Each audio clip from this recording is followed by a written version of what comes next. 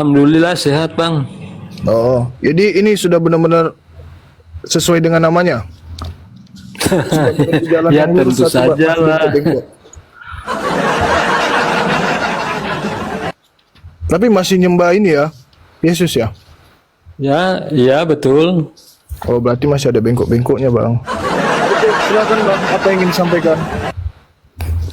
Hanya kebetulan hanya masuk tiba-tiba.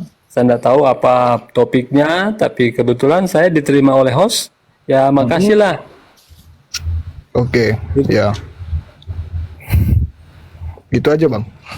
Iya itu aja. Ya udah, kalau gitu karena saya tahu Abang masih itu, biar diluruskan dulu sama Bang Juma ya, Bang ya. Boleh juga. Silakan Bang Juma. Iya. Kita Kalau bincang santai saja. iya, Kita santai, bincang santai. santai. Oke, Ya. santai.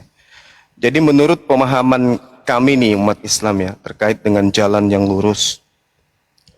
Jalan lurus itu adalah ketika menerima nabi-nabi Allah yang datang di atas muka bumi ini dan kemudian mengikuti nabi tersebut. Misalnya kaumnya Nabi Musa mengikuti Nabi Musa, kaumnya Nabi Isa mengikuti Nabi Isa, kaumnya baginda Rasulullah Muhammad Sallallahu Alaihi Wasallam mengikuti kemudian jalan yang ditunjukkan oleh beliau. Nah, yang menarik di sini adalah ketika Al-Quran mengatakan Bismillahirrahmanirrahim, Kul in kuntum tuhibbunallah fattabi'uni. Jadi ada perintah untuk mengikuti baginda Rasulullah Muhammad Sallallahu Alaihi Wasallam dari hal akidah, dari hal syariat, muamalah, dan akhlak. Nah, itu juga terjadi rupanya di pengajaran Yesus atau pengajaran Nabi Isa di dalam Al-Quran. Fattakullah wa ati'un. Jadi di situ Nabi Isa alaihissalam mengajarkan bertakwalah kepada Allah dan taatlah kepada aku. Nah ini menarik sebenarnya. Karena Nabi Isa alaihissalam ketika datang di tengah-tengah kaumnya kemudian beliau mengajarkan bagaimana kemudian pengikutnya itu percaya dirinya sebagai utusan Allah, utusan Tuhan. Wa isqala Isa bin Maryam ya bani Israel inni rasulullahi ilaikum musaddiqan lima baina yadayhi minat Taurah.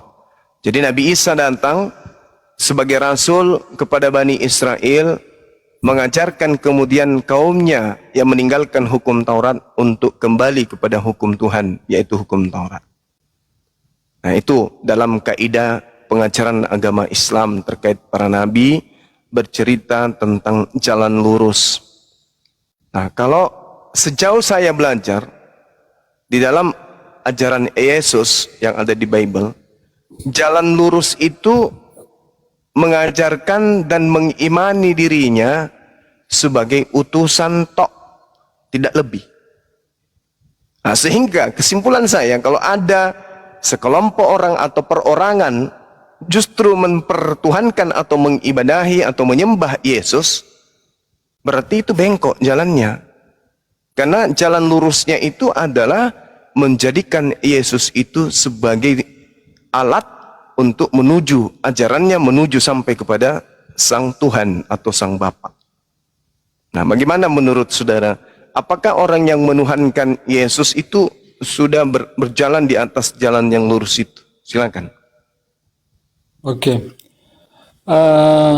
Kami menyembah Yesus oleh karena Dia itu adalah Tuhan dan Juru Selamat sesuai dengan Lukas pasal 2 ya ayat 10 dan 11. Kami juga menyembah Yesus karena Yesus itu adalah Tuhan dan Juru Selamat. Sebetulnya kalau Yesus itu cuma sebagai utusan, ya di dalam kitab-kitab kan, baik di dalam Al-Quran, di dalam Alkitab itu banyak juga utusan. Tetapi karena Yesus itu bukan hanya sekedar utusan, melebihi dari utusan, maka kami menyembah Dia. Karena kenapa? Yesus juga kan menjamin keselamatan bagi yang percaya bagi yang percaya kepadanya. Kalau misalnya Yesus tidak menjamin keselamatan, untuk apa ya kami orang Kristen menyembah Yesus? Karena Yesus memberikan jaminan. Makanya kami menyembah Yesus. Dan ketika Yesus juga hidup dalam dunia ini sebagai manusia, ketika orang datang menyembah dia, Yesus tidak melarang, kamu jangan menyembah aku. Ya, kalau kan dia melarang orang menyembah dia, ya pasti juga kami tidak akan menyembah Yesus. Tetapi faktanya kan ketika ada orang-orang datang menyembah Yesus, ya Yesus tidak melarang. Kenapa Yesus tidak melarang? Karena dia itu Allah saja, Allah Bapanya saja apa?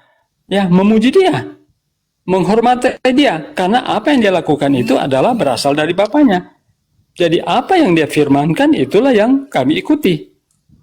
Ya, memang Yesus tidak pernah sembah aku, tidak. Tetapi faktanya kan ketika dia hidup dalam dunia ini, murid-muridnya juga datang menyembah dia dan dia tidak melarang.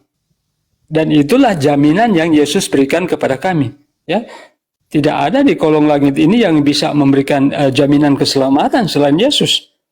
Makanya juga di dalam Al-Quran Anda kan tiap hari 5 kali sehari 5 kali sehari kalian kan berdoa, tunjukkan kami jalan yang lurus. Yesus terang-terangan mengatakan, akulah jalan. Bukan hanya sekedar jalan, tapi kebenaran. Bukan hanya sekedar kebenaran, tapi juga hidup. Jadi inilah yang apa? Menjamin bagi kami semua orang Kristen untuk apa? Menyembah. Kalau dia manusia ya di dunia ini, ketika dia jadi manusia di dunia ini ya kami tentunya tidak menyembah dia sebagai manusia. Tetapi kealahannya, karena dia berkuasa di dunia dan di akhirat. Dia terkemuka di dunia dan akhirat. Dia diberi kuasa di dunia dan di surga. Kalau dia punya kuasa di dunia dan di surga, kenapa kami tidak menyembah dia? Ya kan, itu kan menjadi pertanyaan. Tetapi karena dia berkuasa di dunia dan akhirat, maka ya dia patut disembah. Karena dia juga berasal dari atas, dari surga, bukan dari dunia ini. Mungkin itu saja. Oke, baik.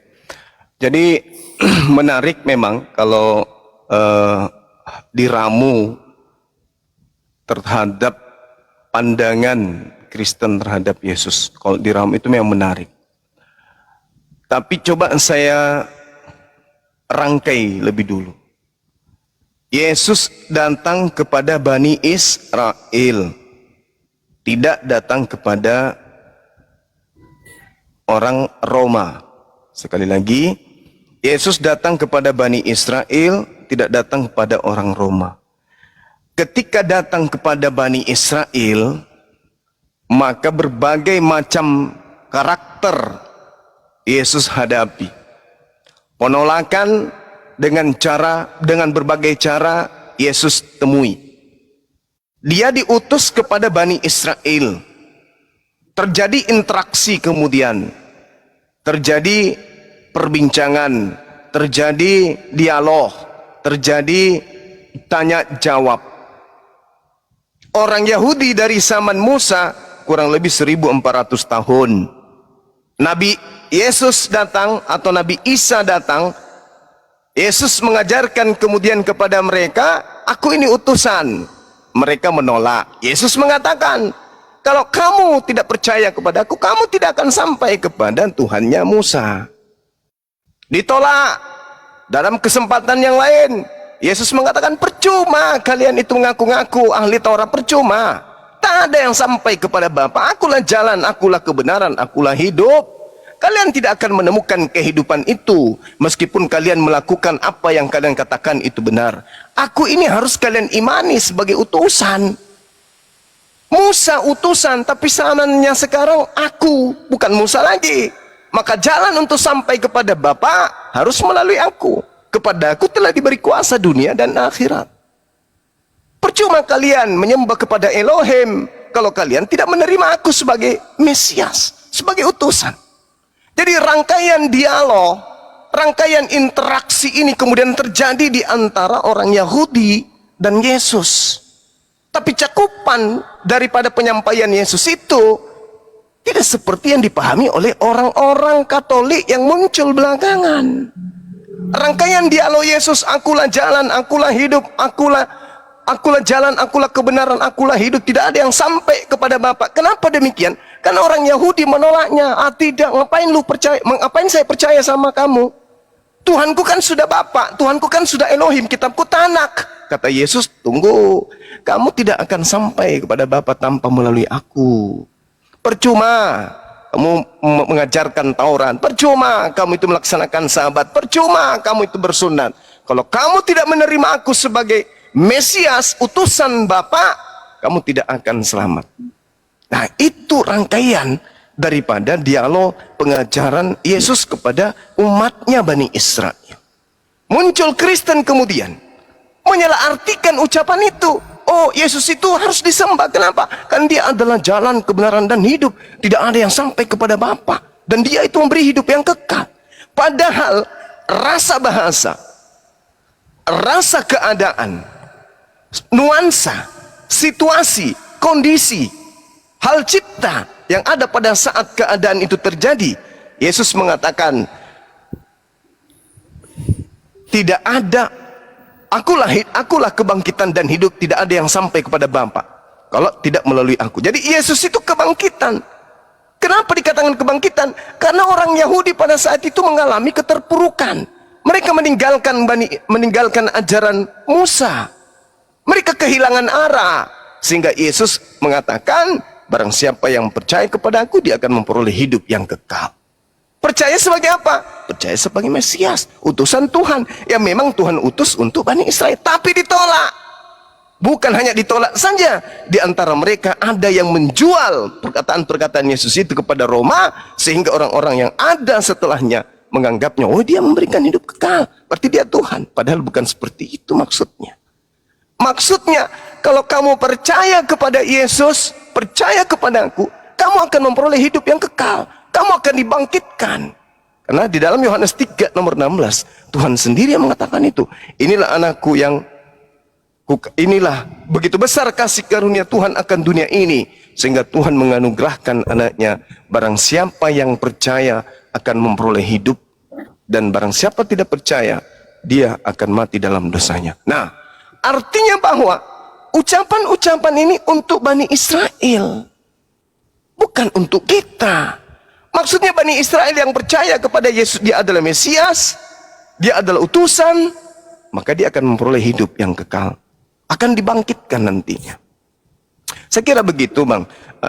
Tapi sekali lagi, ajaran Kristen kan sudah beda pandang antara pandangan Yahudi terhadap Yesus yang diutus untuk dirinya, dan pandangan Kristen terhadap Yesus yang dipaksakan diutus untuk orang Kristen. Itu beda pasti. Silakan. Oke. Di dalam kisah para Rasul 4 ayat 12, dan keselamatan tidak ada dalam siapapun juga selain di dalam Dia, Yesus ya, sebab di bawah kolong langit ini tidak ada nama lain yang diberikan kepada manusia yang olehnya kita dapat diselamatkan. Kalau misalnya Anda mengatakan bahwa Yesus itu hanyalah orang Yahudi, ya malaikat sendiri mengatakan di dalam Lukas pasal 2 ayat 8, ayat 10, lalu kata malaikat itu kepada mereka, jangan takut sebab sesungguhnya aku memberitakan kepadamu kesukaan besar untuk seluruh bangsa. Ya. Jadi bukan cuma bangsa Israel. Hari ini telah lahir bagimu juru selamat, yaitu Kristus Tuhan di kota Daud. Ini menunjukkan bahwa Yesus itu untuk semua bangsa. Ya. Jadi bukan hanya khusus orang Israel. Memang kan orang-orang Israel atau bangsa Yahudi ini, bangsa Israel itu memang dikhususkan oleh Allah. Dan ya memang itu tidak bisa dipungkiri. Karena dalam Al-Quran Anda juga mengatakan bahwa umat-umat Yahudi itu apa? Dilebihkan dari apa? Bangsa-bangsa yang lain. Makanya ya, kebanyakan kan nabi-nabi itu berasal dari apa? Dari bangsa Israel. Ya, dari Ishak kemari ya, hanya ya Ibrahim itu adalah dari Ur ya, dia bukan orang Yahudi.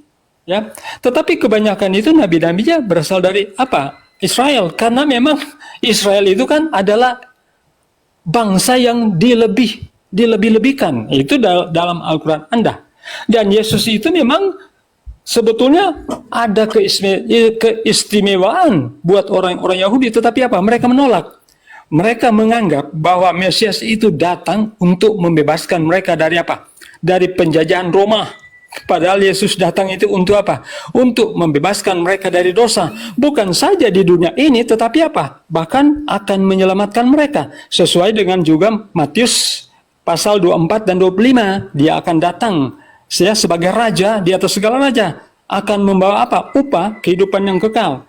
Dan di ayat yang lain juga kan Yesus mengatakan di dalam Matius 28 ayat 19 dan 20, karena itu pergilah kamu ke seluruh dunia dan jadikan semua bangsa, bukan bangsa Israel saja Pak, tetapi apa? Semua bangsa muridku, dan baptiskanlah mereka dalam nama Bapa, Anak, dan Roh Kudus.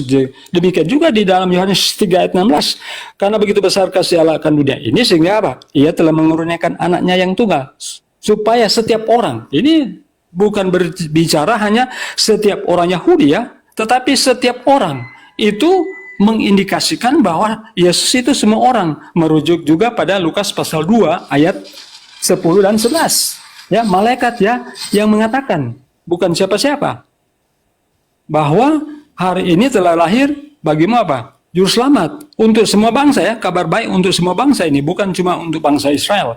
Jadi kalau Anda hanya mengatakan, oh dia hanya utusan untuk orang Israel, oh tunggu dulu, karena ada juga banyak ayat yang mengatakan bahwa dia untuk apa? Semua bangsa. Salah satu ya di Lukas, juga di Matius, ya, juga di ayat-ayat yang lain, ya. Oke, saya kira demikian dulu. Oke, sekali lagi saya katakan bahwa itu pandangan Kristen, sah-sah saja. Tapi Yesus itu diutus hanya kepada Bani Israel. Bani Yakub terdiri dari 12 suku bangsa. Apa buktinya? Coba kita lihat di dalam Maliaki 3 nomor 9. Wahai seluruh bangsa. Apakah artinya bahwa ketika disebutkan seluruh bangsa dalam tradisi Yudaism, itu berarti melibatkan bangsa lain? Tidak. Bangsa di luar bangsa Israel itu tidak dianggap umat. Itu harus dipahami dulu. Jadi ketika Tuhan atau para nabi berseru, wahai seluruh bangsa, itu yang diseru cuma Bani Israel. Jangan kita yang kepedean merasa bahwa kita ini juga kena. Tidak. Maliaki 3 nomor 9. Kamu telah kena kutuk, tetapi kamu masih menipu aku. Ya, kamu seluruh bangsa. Nah, apa berarti kita juga terlibat? Bukan. Kita nggak boleh kemudian mengambil serampangan kitabnya orang, konsep agama orang, lantas kita imani sesuai dengan doktrin dan dogma. Sekali-sekali kita bertamasya untuk menggunakan akal sehat. 2 Raja-Raja 17:41. Demikianlah bangsa-bangsa ini. Bangsa-bangsa yang dimaksud di sini adalah suku-suku Israel. Kita nggak boleh masuk ke dalam, karena yang diseru itu bukan kita. Yosua 24 nomor 2. Di situ jelas sekali dikatakan bahwa kepada seluruh bangsa itu mereka harus dikumpulkan. Seluruh bangsa itu harus dikumpulkan. Seluruh bangsa yang dimaksud di sini adalah keturunan Yakub. Makanya banyak hal yang perlu dipahami oleh saudara-saudara Kristen. Lepaskan sedikit aja dulu doktrin gerejanya tuh. Dudukkan perkara ajaran agama Yahudi dengan seperangkat kitab-kitabnya dan nabi-nabinya, termasuk Yesus. Lepaskan dulu. Biarkan mereka dengan keadaan yang sesungguhnya. Jangan kita ambil. Selayaknya Islam bercerita tentang Nabi Musa, selayaknya bercerita tentang Nabi Daud, Islam jujur. Mereka itu adalah utusan Tuhan untuk kaumnya masing-masing. Lah Kristen ini tidak. Diolah sedemikian rupa sehingga apapun yang Yesus ucapkan dianggap itu untuk Kristen. Ini aneh gitu loh. Aneh, kenapa? Karena kudu terlanjur jatuh cinta kepada hak orang, kepada milik orang. Makanya Yesus mengatakan waspadalah kepada serigala yang nyamar domba, berarti ada penyamar. Siapa penyamar itu? Tidak mungkin Bani Israel. Penyamar itu non-Israel yang ngaku-ngaku bagian daripada Yesus. Jadi PD-nya terlalu berlebihan. Sekali lagi saya katakan, ketika dikatakan dalam kitab saudara, keselamatan tidak ada dalam siapapun juga selain dalam Dia. Sebab di bawah kolong langit ini tidak ada nama lain yang diberikan kepada manusia yang oleh yang kita dapat diselamatkan. Itu kita bisa telah sedikit aja pakai akal. Kalau nama yang dimaksud di sini adalah nama orang Ibrani, nama orang penutur Aramaik, kata Yosua itu sudah ada sebelum anak Maria. Sudah ada orang yang menyandang kata itu sebelum Yesus. Berarti ini apa ini yang dibahas oleh kisah pewarta nomor 4:12 ini? Apa yang ingin dijajakan di situ? Keselamatan tidak ada di dalam siapapun selain di dalam Dia. Sebab di bawah kolong langit ini tidak ada nama lain yang diberikan kepada manusia. Ini bohong. Asisten Musa itu lebih dulu menggunakan nama itu. Nah, sekarang berbicara mengenai ucapan-ucapan Yesus terkait dengan jadikanlah, beritakanlah.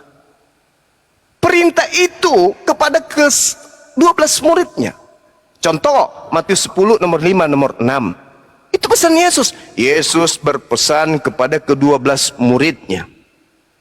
Pergilah, janganlah engkau pergi ke bangsa lain atau ke bangsa orang Samaria, tetapi pergilah kepada domba-dombaku yang tersesat dari umat Israel.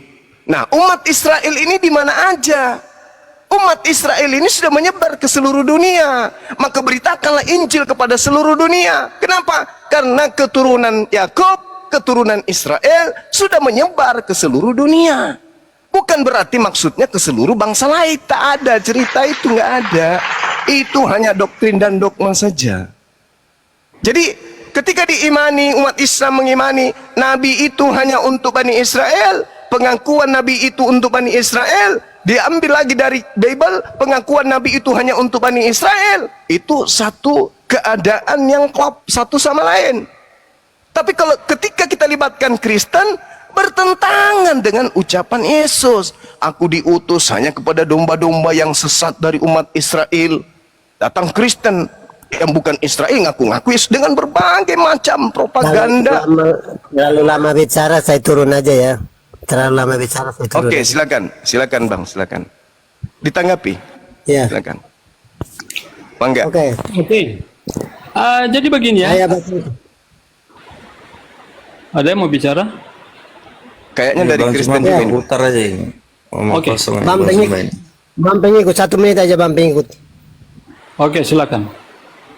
Oke. Dalam Efesus pasal 3 ayat yang kelima. Yang pada zaman angkatan-angkatan dahulu tidak diberitakan kepada anak-anak manusia, tetapi sekarang dinyatakan di dalam roh kepada rasul-rasul dan nabi-nabinya yang kudus, yaitu bahwa orang-orang bukan Yahudi karena berita Injil, ulangi, karena berita Injil, Matius 28 ayat 18, 19, 20 tadi, karena berita Injil turut menjadi ahli waris. Kalau Anda mau sampai ke paling mungkin sampai ke dalam tanah, kalau Anda tidak jadi ahli waris sorga, nol. Harus jadi anak. Harus jadi anak baru bisa menjadi ahli waris. Percuma Anda buang kota siang malam, Anda berbicara kalau tidak jadi anak, pasti tidak menjadi bagian dalam sorga. Anggota-anggota tubuh dan peserta janji yang diberikan dalam Kristus Yesus. Dan Injil itu aku telah menjadi pelayangnya. Makasih, silahkan. Oke, saya tanggapi 1 menit aja.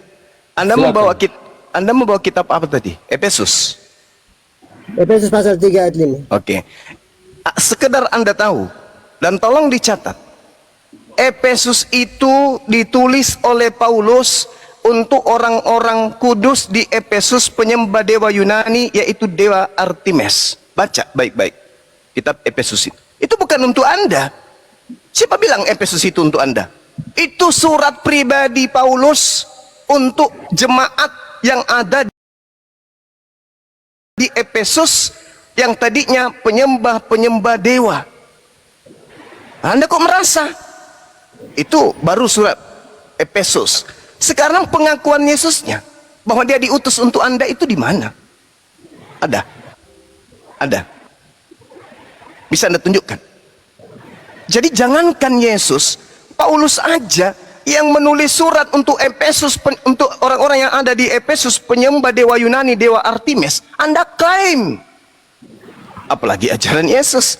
Nah sekarang permasalahannya, di mana Yesus mengatakan aku diutus untuk seluruh bangsa-bangsa di luar Yahudi? Ada? Nggak ada.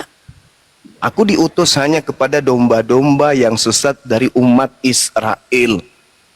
Sejauh kita belajar, di luar 12 suku anak Yakub itu tak ada suku lain, tak ada bangsa lain. Gitu Bang. Jadi belajar itu harus pakai akal. Silakan. Makasih Pak Suma, makasih juga Sama-sama. Bang Diego. Nora, terima kasih Bu Nora, saya udah dinaikkan, makasih ya. Dah. Oke, Iya. Saya mau tanggapi dulu ya. Jadi berbicara tentang bangsa-bangsa itu memang bukan cuma menyangkut suku-suku. Kita mungkin Anda belum baca di waktu Raja Daud memerangi ya bangsa-bangsa di sekitar, dan juga Raja Yosafat memerangi bangsa-bangsa di sekitar. Itu adalah bangsa-bangsa di luar Israel. Jadi bukan cuma bilang oh semua bangsa itu cuma suku-suku. Oh, itu sudah terdiri dari bangsa-bangsa yang lain juga. Yang bangsa-bangsa kafir yang diperangi oleh apa? Oleh mulai dari sebelum Raja Daud itu ya. Dari raja pertama Israel itu sudah ada musuh-musuh ya, bangsa-bangsa di sekitar yang apa? Yang selalu sebetulnya mengganggu orang Israel. Jadi orang Israel itu tidak pernah berperang ketika mereka tidak diganggu. Mereka nanti berperang ketika mereka apa? Mau diganggu. Nah, itu sebabnya di dalam Ulangan juga Ulangan 6 ayat 14 dikatakan janganlah kamu mengikuti Allah lain dari antara Allah bangsa-bangsa sekelilingmu. Jadi rupanya ada di bangsa-bangsa di sekeliling Israel itu apa? Menyembah berhala. Makanya firman Tuhan mengatakan jangan kamu mengikuti Allah lain dari antara Allah bangsa-bangsa sekelilingmu. Karena apa? Ya, 1 Tawarik 16 ayat 6, sebab segala Allah bangsa-bangsa adalah berhala. Ya, tetapi Tuhanlah yang menjadikan langit. Bahkan di 2 Tawarik 15 ayat 13, setiap orang baik anak laki-laki atau anak laki-laki atau orang dewasa, baik laki-laki atau perempuan yang tidak mencari Tuhan Allah Israel harus dihukum mati. Ya, itu di zaman Musa. Ya, karena apa? Ada Allah-Allah lain ya dari bangsa-bangsa kafir. Ya, jadi kalau berbicara tentang bangsa bukan cuma satu bangsa atau suku. Ya, di zaman orang Israel, di zaman raja-raja orang Israel sudah ada raja-raja apa? Raja-raja sekitar yang mereka itu penyembah berhala. Nah, datang kepada Yesus. Apakah Yesus itu cuma untuk orang Israel? Sudah jelas di Lukas pasal 2 ayat 10. Lalu kata malaikat itu kepada mereka, jangan takut sebab sesungguhnya aku memberitakan kepadamu kesukaan besar untuk seluruh bangsa. Jadi untuk seluruh bangsa, apakah itu kafir atau tidak kafir, itu kalau mau menerima, welcome saja. Ya kan, keselamatan itu ditawarkan kepada semua bangsa, semua orang. Makanya di Yohanes 3 ayat 16, barang siapa. Jadi tidak menutup kepada satu suku, satu bangsa, tetapi semua orang. Kalau semua orang kan itu mencakup seluruh dunia. Dikuatkan juga di dalam apa? Matius pasal 28 ayat 19 dan 20. Ini perintah agung Yesus. Karena itu pergilah kamu ke seluruh dunia, bukan ke seluruh Israel, bukan ke seluruh tanah Arab. Makanya juga kan Paulus dia menginjil sampai apa? Sampai di Roma, di Yunani, sampai ada juga yang sampai ke India. Ada murid-murid Yesus sampai ke India. Karena itu perintah Yesus. Apakah pada waktu itu orang-orang di India itu sudah ada orang-orang Yahudi? Tentunya belum, tetapi inilah perintah agung Yesus. Mereka harus apa? Menuruti. Pergilah kamu ke seluruh dunia dan jadikan semua bangsa. Itulah penginjilan, ya. Itulah penginjilan. Karena Injil ini akan diberitakan ke seluruh dunia. Injil kiamat tidak akan terjadi kalau Injil ini belum sampai ke ujung dunia. Itu dalam dalil ya. Karena itu pergilah kamu ke seluruh dunia, jadikan semua bangsa muridku dan baptiskan mereka dalam nama Bapa, Anak dan Roh Kudus. Dan Injil kerajaan surga ini akan disampaikan barulah kesudahan tiba. Jadi kiamat itu juga tidak akan terjadi kalau Injil ini belum dikabarkan. Apa itu kabar baiknya? Yaitu apa? Tentang Yesus, tentang kelahirannya, tentang kematiannya, tentang kebangkitannya, dan tentang kedatangannya yang kedua kali. Nah, kenapa kami menyembah Yesus? Karena dia akan membawakan upah. Hanya dia yang akan membangkitkan orang-orang mati di akhir zaman. Tidak ada satu nabi, ya, nabi sebesar Abraham pun tidak akan membangkitkan orang mati di akhir zaman. Nabi sebesar Musa pun tidak akan dapat, ya, memberikan upah hidup yang kekal di akhir zaman. Hanya Yesus. Ya, nabi sebesar apapun tidak akan menghakimi kecuali Yesus. Makanya, ya, hanya mereka yang percaya kepadanya akan mendapatkan kehidupan yang kekal. Jadi kalau berbicara tentang Yesus itu untuk semua bangsa, bukan hanya untuk orang Israel. Saya kira demikian. Oke, baik. Ya, sampai detik ini tidak ada dalil ya Yesus diutus untuk seluruh bangsa. Jadi itu hanya doktrin. Di dalam Mazmur 147, Tuhan memberikan firman-Nya kepada Yakub, ketetapan-ketetapannya dan hukum-hukumnya kepada Israel. Tuhan tidak berbuat demikian kepada segala bangsa, dan hukum-hukumnya tidak mereka kenal. Ini dalil. Jadi ketika kemudian dikatakan bahwa Tuhan berfirman kepada Yakub, ketetapannya kepada Israel, ketetapan-ketetapan yang ada untuk Israel keturunan Yakub ini kemudian itu tidak diberikan kepada bangsa-bangsa. Jadi mustahil Yesus untuk seluruh bangsa. Karena Yesus itu datang kemudian untuk menggenapi Torah katanya. Sedangkan Taurat itu hanya untuk bangsa Israel. Itu adalah warisan hak kepunyaan Bani Yakub. Ulangan 33 nomor 4. Makanya Yahudi itu bukan agama Syiar. Itu aja poinnya. Yahudi bukan agama Syiar. Kristen agama Syiar. Padahal Kristen bukan ajaran Yesus. Hanya Kristen mengaku-ngaku sebagai ajaran Yesus. Nah, sekarang kita lihat Maleakhi 3 ketika berbicara mengenai bangsa-bangsa. Jadikanlah seluruh bangsa menjadi muridku. Bangsa yang dimaksud di sini bukan seluruh bangsa yang ada di atas muka bumi. Bangsa yang dimaksud itu adalah bangsa dari Bani Yakub. Bahwasanya aku Tuhan tidak berubah dan kamu Bani Yakub tidak akan lenyap. Sejak zaman nenek moyangmu kamu telah menyimpang dari ketetapanku dan tidak memeliharanya. Kembalilah kepadaku, maka aku akan kembali kepadamu. Firman Tuhan semesta alam. Tetapi kamu berkata, dengan cara bagaimanakah kami harus kembali? Bolehkah manusia menipu Allah? Namun kamu menipu aku. Tetapi kamu berkata, dengan cara bagaimanakah kami menipu engkau? Mengenai persembahan persepuluhan dan persembahan khusus, kamu telah kena kutuk. Tetapi kamu masih menipu aku. Ya, kamu seluruh bangsa. Ya, kamu seluruh bangsa. Ini berbicara mengenai perpuluhan. Seluruh bangsa katanya. Maksudnya apa? Bukankah perpuluhan itu hanya untuk Bani Lewi saja? Bukankah itu hanya untuk ke-12 suku Bani Israel saja? Tapi kenapa kemudian di situ disebutkan, ya, kamu seluruh bangsa? Berarti kalau orang Yahudi berbicara seluruh bangsa, itu tidak memandang bangsa lain. Apa buktinya? Yesus loh, ketemu langsung dengan non-Yahudi. Apa kata Yesus? Tidak pantas makanan yang disiapkan untuk anak diberikan kepada anjing. Berarti di luar bangsa Yahudi, itu dianggap anjing. Mereka domba. Yahudi itu domba. Bani Israel itu domba. Bani Yakub itu domba. Yeremia 50:17, mereka lah yang disebut domba. Di luar daripada Bani Israel disebut anjing. Itu fakta. Jadi kalau ada anjing ngaku domba, itu berarti nyamar. Sederhana kok itu. Betapa kurang cantik dan kurang indah iman ibu itu. Imanmu besar wahai ibu, kata Yesus. Tapi ibu itu tidak berubah posisi menjadi domba. Ibu itu tetap aja anjing yang makan sampah dari yang jatuh dari meja tuannya, majikannya. Jangankan Kristen, ibu ini yang percaya kepada Yesus aja disebut anjing kok. Besar imanmu ibu, jadilah seperti apa yang kau inginkan. Ya sudah jadi, anaknya sembuh. Tapi ketika anaknya sembuh, apakah dia berubah menjadi domba? Tidak, tetap aja dia guguk. Makanya ketika berbicara seluruh bangsa, orang Yahudi berbicara seluruh bangsa, orang Israel berbicara mengenai seluruh bangsa, itu bercerita tentang murid-murid ke-12 anak Yakub. Nah, coba kita lihat dalam Matius 10. Ini pembuktian yang sudah sangat jelas.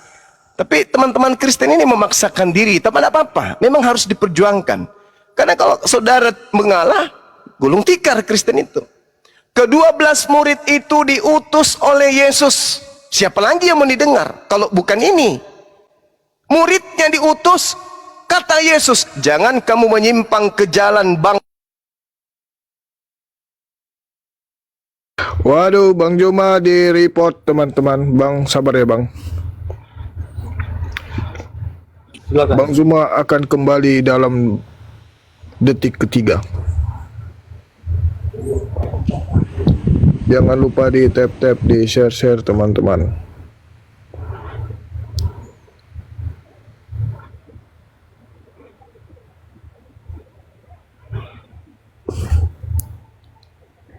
Itu kali itu dia Bang Juma mengulang-ulang kata anjrit. Oh, oke. Bang Zuma sudah hadir sebelum detik ketiga. Sudah bangkit kembali. Bang, jangan ulang-ulang kata anjrit, Bang. Nggak ada ngaruhnya. Dari tadi malam nggak pernah aku sebut anjing juga 4 akunku. Memang saya jadi incaran.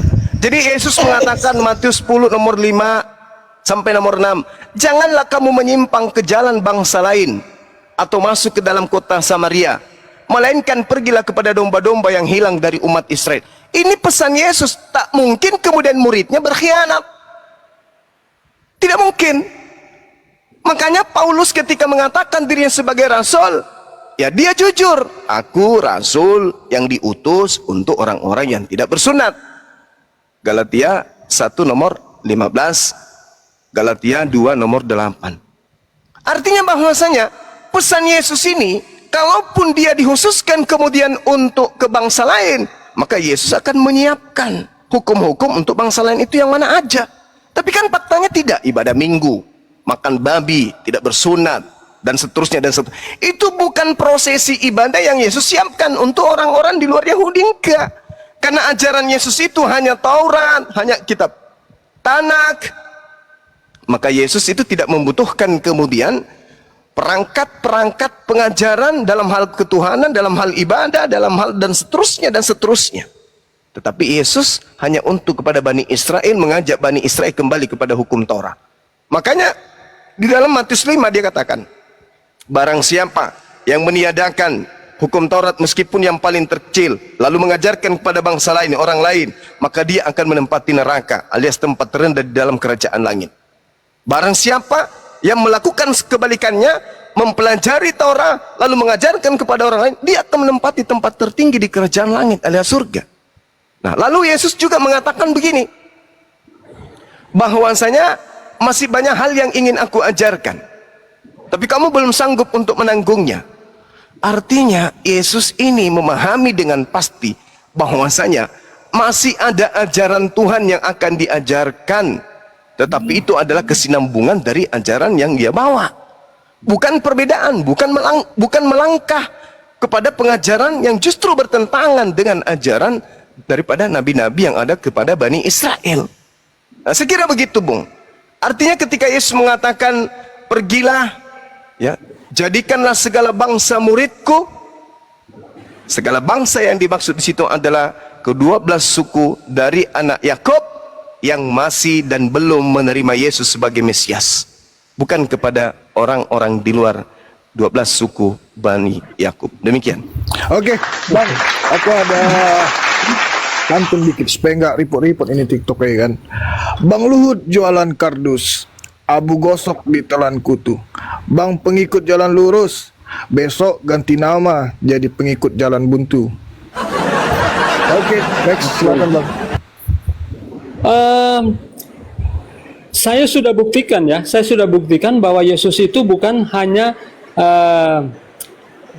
satu bangsa saja, bangsa Israel. Kalau Anda mau katakan 12 suku, itu suku Israel juga, ya. Jadi mereka itu bukan termasuk bangsa-bangsa, mereka satu bangsa, tapi terdiri dari 12 suku. Dan Yesus itu bukan cuma 12 suku, tetapi untuk semua bangsa. Makanya dia akan datangkan bukan cuma menghakimi orang-orang Israel, orang Muslim, orang Katolik, ya, orang siapapun akan dihakimi oleh Yesus, ya. Jadi bukan cuma akan menghakimi 12 suku. Ya memang 12 suku itu kan mewakili. Memang mereka itu adalah umat istimewa. Ya itu tidak bisa disangkal. Ya itu memang tidak bisa disangkal. Tidak bisa disangkal karena Al-Quran juga kan mengatakan mereka umat Israel itu dilebihkan dari bangsa-bangsa yang lain. Tetapi bukan berarti Yesus hanya khusus bangsa Israel. Lukas pasal 2 jelas sekali malaikat mengatakan ya. Lukas 2 pasal 10 jelas sekali. Lalu kata malaikat itu, saya ulang lagi ya. Karena ini bukan asumsi, ini firman Tuhan. Ya. Lalu kata malaikat itu kepada mereka, jangan takut sebab sesungguhnya aku memberitakan kepadamu kesukaan besar untuk seluruh bangsa, ya, seluruh umat ini. Ya, bukan cuma orang Israel. Hari ini telah lahir bagimu juru selamat. Jadi itu adalah juru selamat, karena dia juga yang nantinya akan menghakimi. Kalau misalnya juga Anda bilang, oh itu hukum Taurat itu hanya untuk orang Israel. Oh, jangan dulu brother. Kali kita kembali di Kejadian pasal 2, Sabat itu sudah ada. Ya, sejak penciptaan itu, Sabat itu sudah ada. Di dalam hukum Taurat, ya, 10 perintah Allah, salah satunya adalah apa? Ingat dan kuduskan hari Sabat. Dan Sabat itu sudah tertera di pasal Kejadian, kitab Kejadian pasal 2.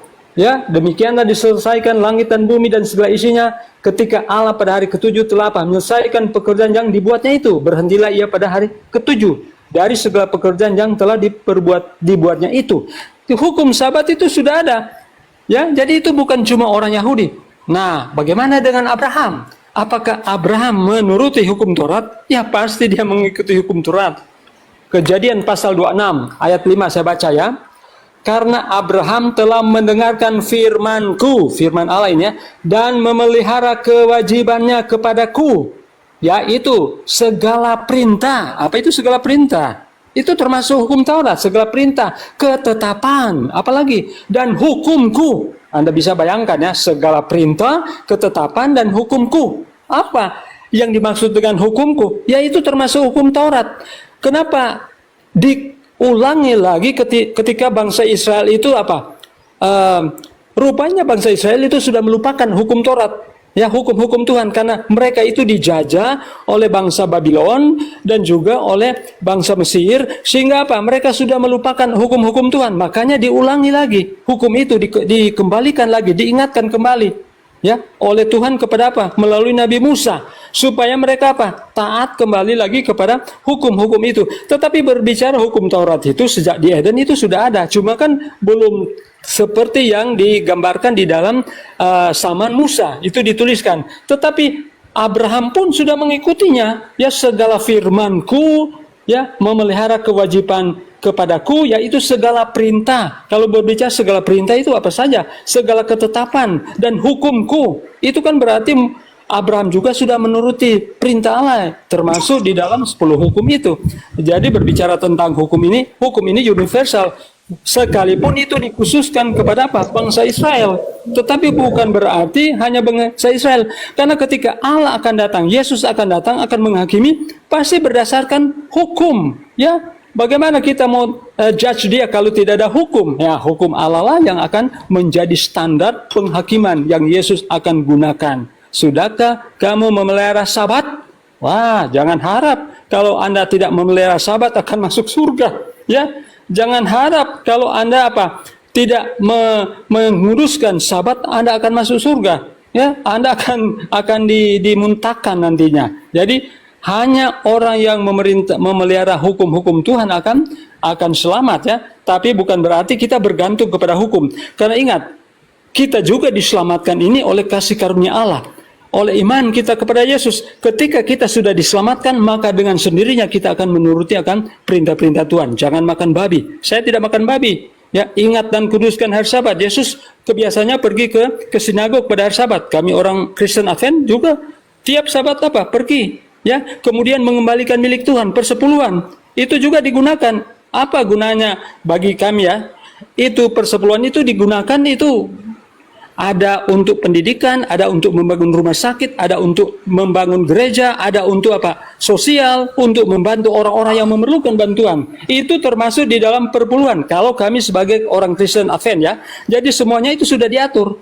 Ada itu juga bisa apa? Digaji kepada orang-orang yang memerlukan. Seperti guru. Kalau di yayasan itu guru itu dibayar juga oleh sebagian dari persepuluhan. Karena itu memang sudah diposkan, sudah diatur sedemikian rupa agar uang itu tidak apa digunakan untuk apa? Untuk kepelesiran, tetapi untuk penginjilan, untuk bangun gereja, bangun sekolah, rumah sakit, universitas. Makanya coba Anda tanyakan ya di Advent itu ada rumah sakit, ada universitas, ada sekolah-sekolah. Itu semua apa?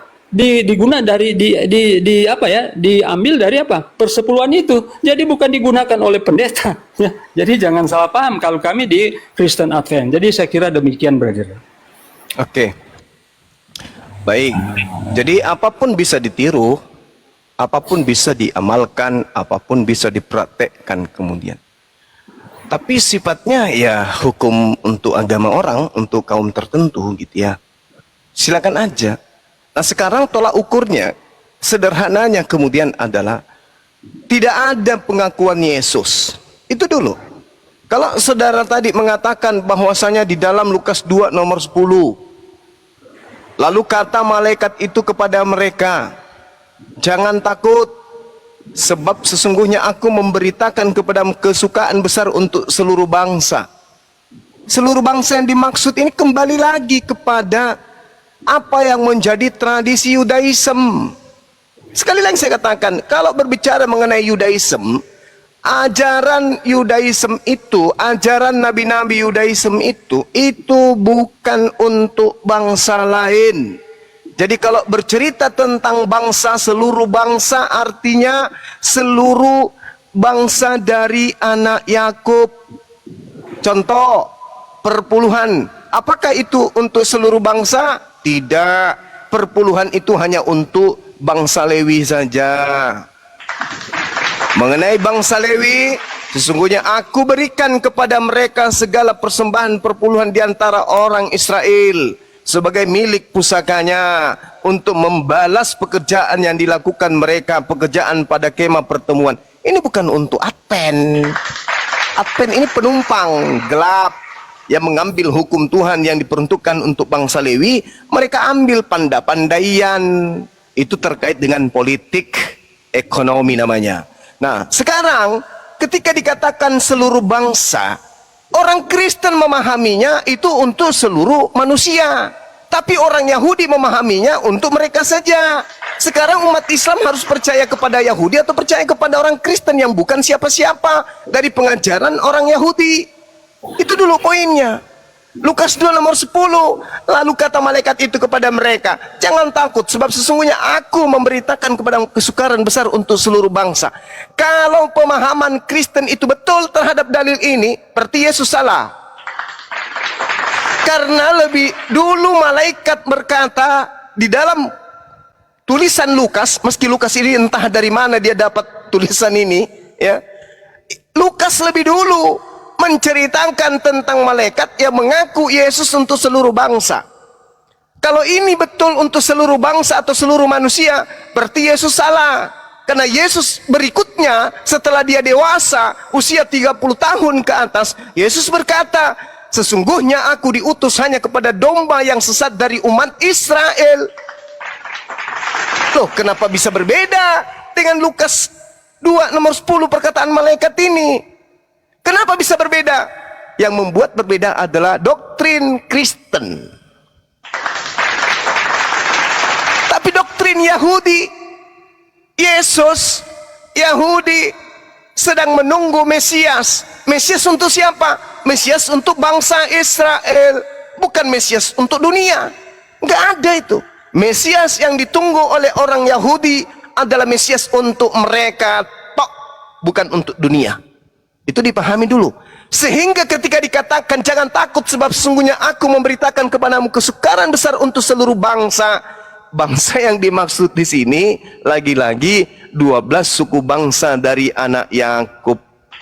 Tapi Kristen sah-sah saja. Oh tidak Bang Suma, itu untuk kami ya silakan. Dari talu sampai dikubur Anda iman itu boleh, silakan. Tapi ingat, Yesus berkata di dalam Yohanes 12:48. Ini ucapan Yesus. Bahaya ini kalau tidak diimani ini. Karena di dalam Al-Quran juga ada ucapan yang sama seperti ini. Di dalam Al-Quran surah Al-Ma'idah ayat 116 sampai 117. Barang siapa menolak aku dan tidak menerima perkataanku, dia sudah ada hakimnya. Siapa hakimnya di situ? Firman yang telah kukatakan. Firman itulah yang akan menjadi hakimnya pada akhir zaman. Firman yang Yesus katakan itu adalah, aku diutus hanya kepada domba yang sesat dari umat Israel. Mana firman yang Yesus pernah ucapkan? Aku diutus untuk seluruh umat manusia. Jadi orang-orang di luar umat Israel ya tidak nyambung, tidak akan masuk dalam penghakiman ini. Bahkan pengusiran yang ia dapatkan. Yesus nanti akan menghakimi. Muncul dua kelompok. Yang satu Bani Israel, muncul Bani Kristen, muncul juga mereka kemudian. Yesus berkata, iki siapa? Hei bos, bukankah kami telah bernubuat pakai namamu, bermujizat pakai namamu, mengusir setan pakai namamu? Kok kami enggak diakui? Apa kata Yesus? Aku tidak mengenal kalian. Enyahlah daripadaku. Kalian semua adalah pembuat kejahatan. Kenapa orang Kristen ini dianggap pembuat kejahatan? Karena nyamar-nyamar sebagai pengikut. Padahal tidak melakukan kehendak Bapa. Kehendak Bapa itu apa? Kehendak Bapa, hukum Taurat hanya diberikan kepada Bani Israel. Kehendak Bapa, jangan kau membunuh orang yang tidak bersalah. Jangan kau bunuh orang yang tidak berdosa. Kristen datang, Yesus itu dibunuh untuk dosa-dosa mereka.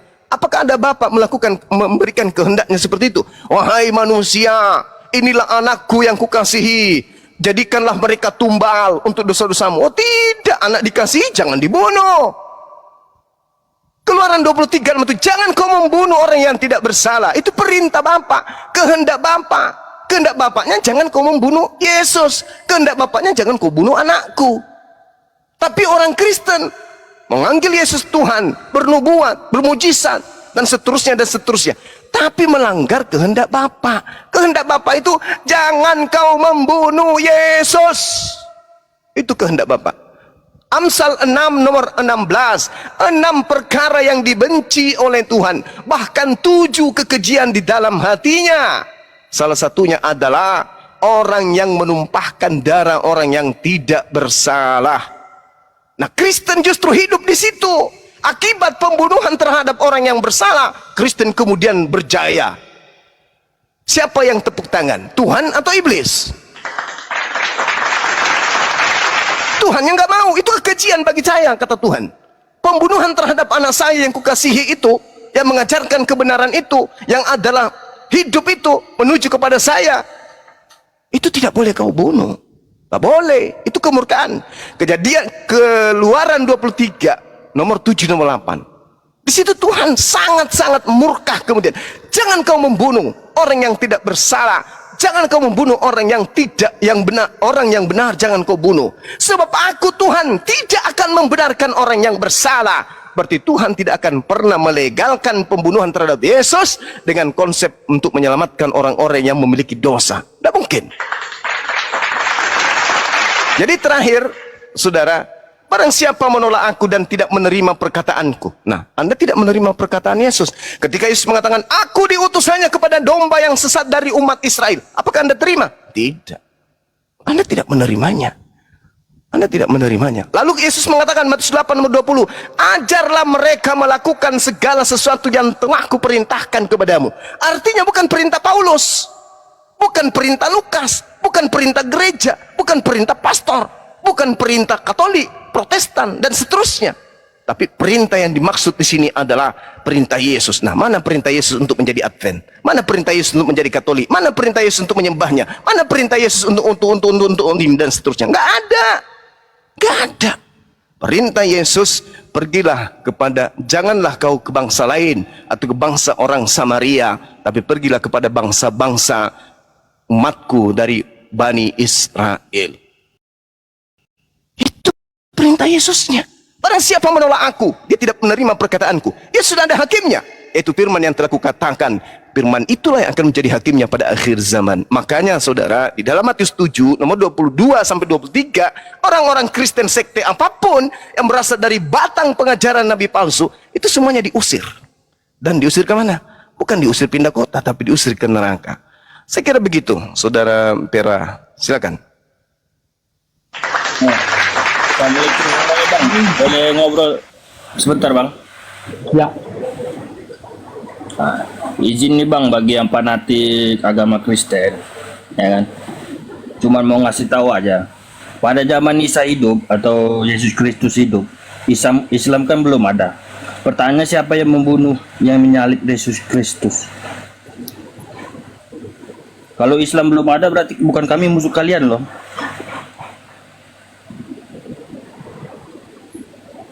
Tolong dicek Bang. Oke, saya mau tanggapi.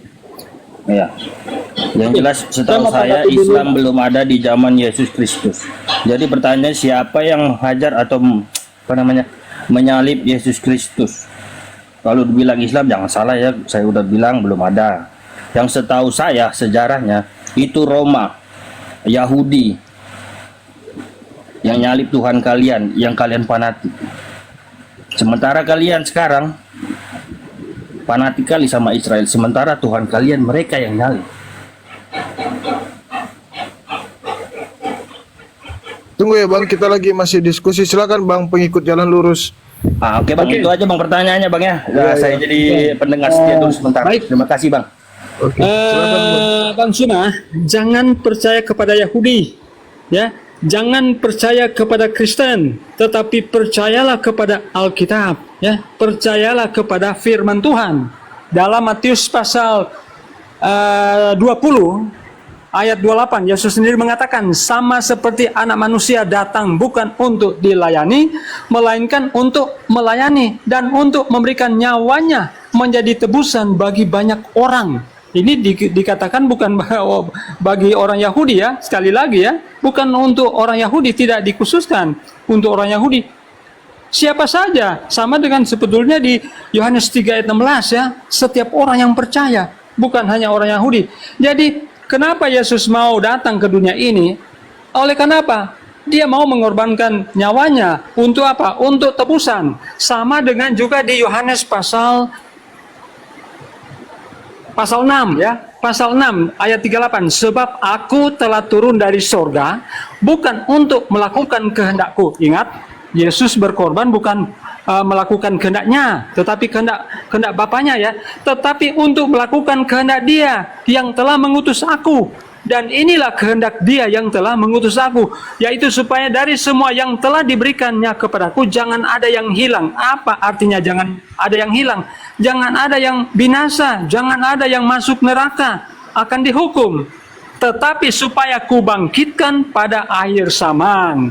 Sebab inilah kehendak Bapakku, yaitu supaya setiap orang yang melihat anak dan yang percaya kepadanya beroleh hidup yang kekal. Dan supaya aku membangkitkannya pada akhir zaman. Tidak ada nabi akan membangkitkan pada akhir zaman kecuali Yesus. Jadi dia tidak mau supaya ada yang hilang, tidak ada yang binasa. Ya, dia mau supaya semua orang selamat. Makanya perintah agung Yesus di dalam Matius 28 ayat 19 dan 20 perintahnya. Karena itu, pergilah kamu ke seluruh dunia ini, dan jadikanlah semua bangsa. Jadikanlah semua bangsa, berarti masih banyak yang belum menjadi bangsa pilihan Allah. Makanya dia perintahkan, pergilah kamu ke seluruh dunia, jadikan semua bangsa. Ini perintah agung Yesus, dan baptiskanlah mereka dalam nama Bapa, Anak, dan Roh Kudus. Jadi ini adalah perintah agung. Makanya kami orang Kristennya, kami harus menginjil. Kami harus menyatakan siapa itu Yesus. Dia adalah Tuhan dan Juru Selamat yang nantinya akan menghakimi. Ya, karena ingat ya, ada juga orang Kristen yang hanya cuma Kristen KTP. Makanya Yesus akan katakan, bukan setiap orang yang berseru kepadaku Tuhan, Tuhan yang akan masuk dalam kerajaan surga, melainkan dia yang melakukan kehendak Bapakku yang di surga. Apa kehendak Bapakku yang di surga? Yaitu menyelamatkan orang-orang yang hilang, ya, orang-orang penyembah berhala supaya mereka tobat. Makanya Paulus diutus ke Yunani. Ada penyembah-penyembah berhala. Ketika mereka tiba di Yunani, mereka katakan, oh inilah dewa-dewa sudah turun. Kemudian Paulus mengojakkan pakaiannya. Kami adalah manusia biasa seperti kamu, tapi kami datang untuk memberitakan Injil supaya kamu juga meninggalkan kefasikan penyembah-penyembah berhala. Jadi Paulus itu sangat juga berarti ya bagi orang-orang Yunani. Mereka bertobat mengikuti Yesus. Ya, inilah salah satu kehendak Bapaknya di surga supaya tidak ada yang hilang, ya. Dan inilah kehendak Dia yang telah mengutus aku, yaitu supaya dari semua yang telah diberikannya kepadaku jangan ada yang hilang. Ya, hilang ini itu artinya binasa, ya, masuk neraka, tetapi supaya ku bangkitkan pada akhir zaman. Jadi hanya orang-orang yang percaya saja kepada Yesus yang akan dibangkitkan. Jangan harap orang yang tidak percaya akan dibangkitkan. Mereka juga akan dibangkitkan, ya, pasti. Tapi ada pastinya, ada tapinya.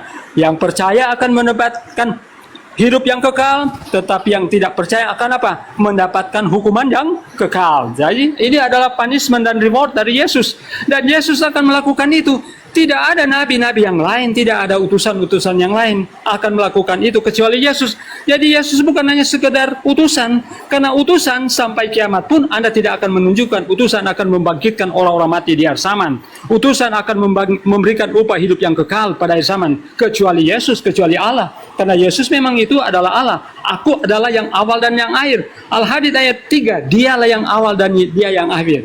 Siapakah yang merujuk pada Dialah yang awal, Dia yang akhir? Kalau bukan Yesus, hanya Yesus yang mengatakan akulah yang awal dan yang akhir, ya. Kalau Dialah yang awal dan yang akhir, pasti Dialah adalah Allah yang patut disembah. Kalau Dia adalah Allah yang patut disembah, Dia juga berhak memberikan apa? Upah hidup yang kekal. Oke, brother, saya kira demikian. Ya, mimpi indah itu memang bagus. Apalagi iblis itu kan, paling lihai menyesatkan manusia. Nah, sekarang apa yang Anda jual ini? Anda ingin supaya orang itu hidup kekal, dibangkitkan oleh Yesus. Itu mimpi. Yesus tidak pernah mengatakan, aku akan membangkitnya di akhir zaman. Yesus tidak pernah ucapkan itu.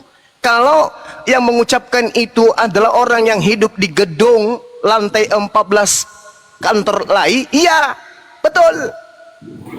Saya pun tahu kalau itu. Bahwa yang menjanjikan membangkitkan orang di akhir zaman itu adalah orang-orang yang ada di lai. Kenapa? Original teksnya tidak mengatakan seperti itu. Yesus hanya mengatakan tentang Tuhannya. Makanya di sana ada kata anestemi.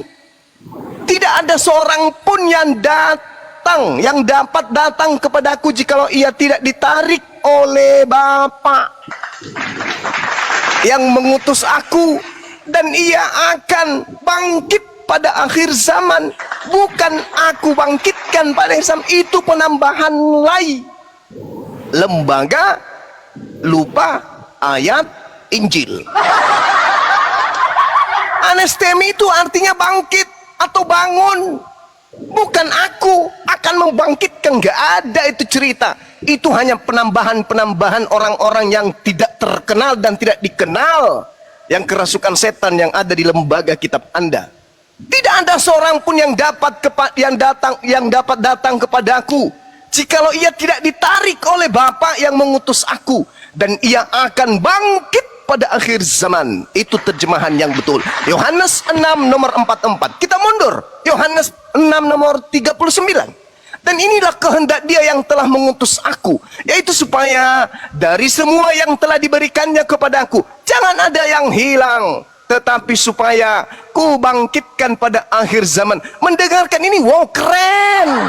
Yesus membangkitkan orang di akhir zaman. Jadi orang yang tidak berilmu, orang yang awam, orang yang tidak tahu tentang Kristologi, itu bisa murtad. Tapi sebenarnya itu adalah penambahan-penambahan yang orang-orang yang ada duduk di lai. Di situ original teksnya tak ada kata ku bangkitkan. Yang ada kata anestemi, artinya bangkit. Jadi terjemahan yang sebenarnya adalah, inilah kehendak Dia yang telah mengutus aku, yaitu supaya dari semua yang telah diberikannya kepadaku, jangan ada yang hilang, tetapi supaya dibangkitkan pada akhir zaman. Bukan aku yang membangkitkan, tetapi Dia yang telah mengutus aku. Sekali-kali gunakan akal dulu untuk belajar Kristen itu. Karena orang yang menggunakan akal akan meninggalkan Kristen. Karena segala upaya yang dilakukan oleh Kristen itu bukan dari Yesus, tapi upaya-upaya yang dilakukan itu adalah upaya supaya bisa kemudian menggiring orang-orang menjadi pengikut agama Romawi, bukan ajaran Yesus. Yohanes 6:40, sebab inilah kehendak Tuhanku, yaitu supaya setiap orang yang melihat Anak. Orang Kristen ada nggak yang melihat Yesus? Ada nggak? Inilah yang saya katakan, Yesus berbicara kepada orang-orang yang ada pada zamannya. Orang-orang pada zamannya, di awal saya sudah mengatakan, rasa bahasa, keadaan, situasi yang tercipta kemudian adalah dialog, diskusi, interaksi antara Yesus dengan ahli Taurat, antara Yesus dengan orang Farisi, antara Yesus dengan mahkamah agama, antara Yesus dengan rabi-rabi, antara Yesus dengan ahli Taurat. Bukan antara Yesus dengan orang Romawi, bukan. Antara Yesus dengan orang Kristen, bukan sama sekali. Yesus berdialog tentang dirinya dan kaumnya Bani Israel. Makanya ketika Ia mengatakan, sebab inilah kehendak Tuhanku, yaitu supaya setiap orang yang melihat Anak, berarti yang sezaman dengan Yesus, yang melihat Yesus, yang duduk di depan Yesus, yang bercerita dengan Yesus, yang hadir kupingnya pada saat Yesus mengajar. Akulah guru, akulah Tuhan. Yang dimaksud murid adalah mereka yang hidup sesama dengan Yesus, bukan yang hidup setelah Yesus, apalagi hidup 2000 tahun yang lalu, yang sekarang setelah Yesus, bukan. Sebab inilah kehendak Tuhanku, kata Yesus, yaitu supaya setiap orang yang melihat Anak dan percaya kepadanya beroleh hidup yang kekal. Ini maksudnya adalah Bani Israel yang hidup bersama dengan Yesus, seangkatan dengan Yesus, bertetangga dengan Yesus, sekampung dengan Yesus. Itu yang dimaksud. Kristen datang kemudian mengartikan dengan seenak perutnya. Sebab inilah kehendak Tuhanku, Bapakku, yaitu supaya setiap orang yang melihat Aku dan yang percaya kepadanya, padaku, peroleh hidup yang kekal, dan supaya Aku membangkitkannya pada akhir zaman. Itu tak ada. Itu enggak ada, supaya Aku itu enggak ada. Ya, ini yang perlu Anda pahami. Karena kenapa? Dalil yang ada di lembaga kitab saudara itu sudah jauh dari apa yang harusnya tertulis. Paham itu, Bung? Jadi sekali lagi saya katakan, Yesus ini mengakui dirinya diutus hanya kepada domba yang sesat dari umat Israel, bukan diutus kepada seluruh umat manusia. Kalau ada orang atau mengaku murid Yesus dan mengatakan diutus untuk seluruh bangsa, maka murid itu murid murtad dari ajaran Yesus. Itu pasti. Nah, untuk mengetahui itu semua, silakan mari kita lihat. Ada tidak kemudian orang yang bisa menunjukkan ke kita pengakuan Yesus, Aku diutus kepada seluruh umat manusia? Tidak ada itu. Seperti itu, Bung. Silakan. Yesus sudah terbukti membangkitkan orang mati di zaman dahulu, ya. Itu zaman dahulu. Bagaimana dengan zaman nanti? Ya, pasti itu akan digenapi juga. Tetapi kalau Anda bilang dia tidak akan membangkitkan, saya lebih percaya lembaga Alkitab Internasional Bible English King James Version daripada pernyataan Anda. Ya, saya baca ya di kitab bahasa Inggris ini, lembaga Alkitab dunia ini, ya. Di dalam ayat 38 ya, saya mulai dari ayat 38 ya, ayat 38 ya. Ini hanya membuktikan bahwa Anda bilang tidak ada kata membangkitkan ya. Anda bilang di situ tidak ada kata yang membangkitkan. For I came down from heaven not to do mine own will, but the will of him that sent me. Ayat 39. And this is the Father's will which hath sent me, that all of which he hath given me should lose nothing, but should raise it up again at the last day. Jadi yang akan membangkitkan ya Yesus, karena kuasa itu sudah diberikan kan kepada Yesus, ya. Ini raise him up, raise it up, itu membangkitkan. Siapa yang akan membangkitkan? Segala kuasa sudah diberikan kepada Yesus. Siapa lagi yang diberikan kuasa oleh Bapaknya selain Yesus?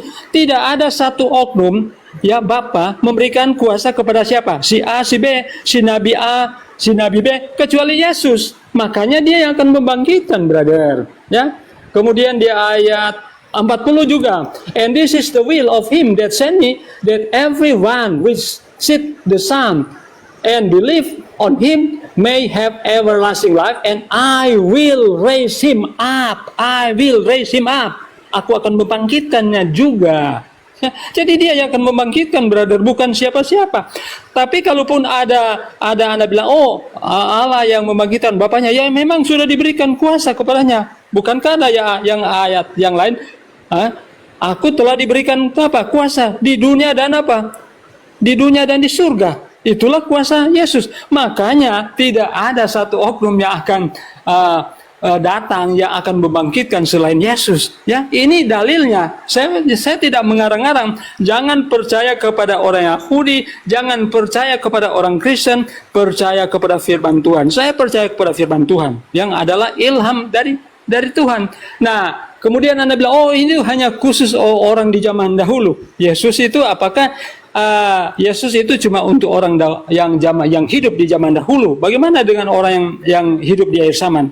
Apa gunanya akhir zaman, brother? Orang akhir zaman itu kan orang yang nantinya akan diselamatkan, bukan dari orang dulu. Ini dituliskan supaya apa? Menjadi pelajaran bagi orang-orang yang hidup di kemudian. Ya, dengan Bro Suma dan saya dan yang ada di room ini, kita hidup di akhir zaman ini yang nantinya akan mengalami hal itu. Kalau kita misalnya masih hidup ketika Yesus akan datang, ya, karena Dia akan datang sebagai Raja di atas segala raja. Anda bisa bayangkan ya kedatangannya.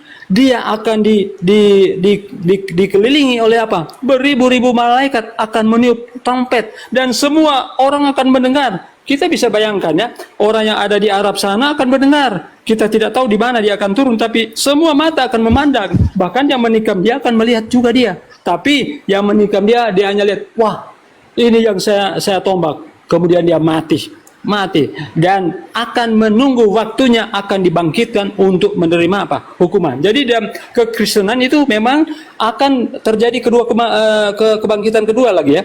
Jadi ketika Yesus datang, orang-orang percaya akan bangkit dan juga orang percaya yang tidak percaya akan bangkit, tapi dia hanya melihat kedatangannya, kemudian dia mati. Tapi orang-orang yang percaya, mereka itu akan apa? Akan diangkat, akan diubahkan, dan akan menyongsong Tuhan di surga. Dan itulah yang menjadi tentunya harapan bagi orang-orang Kristen. Jadi orang-orang Kristen itu punya pengharapan. Tapi ingat lagi ya, ada ayatnya, bukan setiap orang yang berseru kepadaku Tuhan, Tuhan yang akan masuk dalam kerajaan surga, melainkan dia yang melakukan kehendak Bapa di surga. Apa kehendak Bapa di surga? Yaitu apa? Taat kepada Allah, ya, menghormati Allah, ingat hari Sabat, kuduskan hari Sabat. Kalau Anda tidak menguduskan hari Sabat, ya jangan harap kalau Anda akan masuk di surga.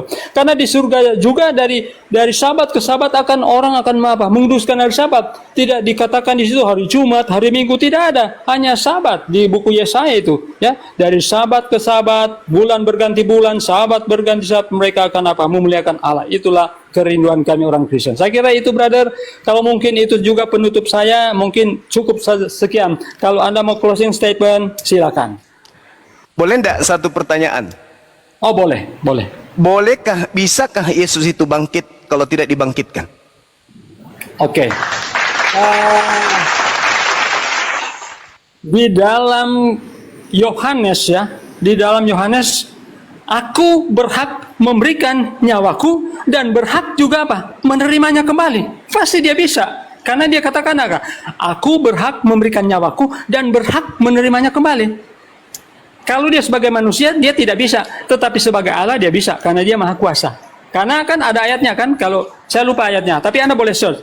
Aku berhak memberikan nyawaku, dan aku juga berhak menerimanya kembali. Apa artinya? Tidak ada satu nabi yang berani mengatakan begitu ya. Kecuali Allah, kecuali Tuhan. Dan Yesus menyatakan seperti itu. Saya kira demikian, brother. Sekarang begini. apakah Anda berhak untuk memberikan nyawa Anda? Saya tidak berhak memberikan nyawa saya karena saya ini adalah milik Allah.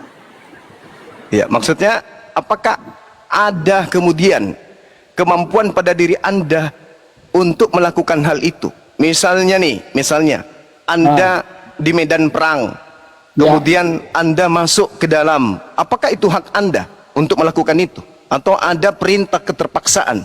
Apakah Anda bisa masuk di medan perang karena keikhlasan? Kalau pengorbanan ya, kalau mau membantu orang ya, kalau saya terpanggil untuk membantu orang menyelamatkan dia, misalnya dia sudah mau tenggelam ya, ini sementara peperangan ya, kemudian saya mau bantu, itu kan tergantung dari kata hati saya, apakah saya berani mau menolong dia, itu juga tergantung dari pribadi kita. Mungkin saat ini saya bilang, oh saya berani, tapi belum tentu kan ketika kita dihadapkan kepada yang nyata, perang, apakah saya berani? Ya belum tentu juga. Ya, jadi semua orang itu punya hak untuk menyerahkan nyawanya. Siapapun tidak bisa dilarang. Orang-orang yang mau ikhlas kemudian menyerahkan nyawanya, bisa. Itu tidak ada yang larang. Dan itu bukan status sebagai Tuhan. Kita lihat di dalam 1 Korintus 15. Tetapi andai saja Yesus tidak dibangkitkan, berarti dia dibangkitkan. Itu dulu. Kemudian di dalam kisah pewarta juga diceritakan, Yesus inilah yang dibangkitkan oleh Allah. Jadi paparan-paparan dibangkitkan dan seterusnya yang saya uraikan tadi, memperoleh hidup kekal itu secara otomatis bangkit. Bukan Yesus yang membangkitkan. Artinya Yesus mengajarkan begini loh caranya untuk memperoleh hidup yang kekal itu. Artinya semua manusia akan bangkit dari kematian. Tak ada yang tidak bangkit. Semuanya. Tidak ada yang menjadi mayat selamanya. Pada akhir zaman, pada saat kiamat sudah berlaku, maka setelahnya semua akan bangkitkan. Tidak ada yang tidak dibangkitkan. Manusia mana yang tidak dibangkitkan kemudian? Manusia semuanya bangkit. Mau Islam, mau Katolik, mau Protestan dan seterusnya, mau Hindu, ateis, semua akan bangkit dari kematian. Tidak ada yang tidak. Lalu apa maksud daripada aku akan membangkitkan? Kalau itu kita ikuti irama saudara. Yang akan dibangkitkan itu adalah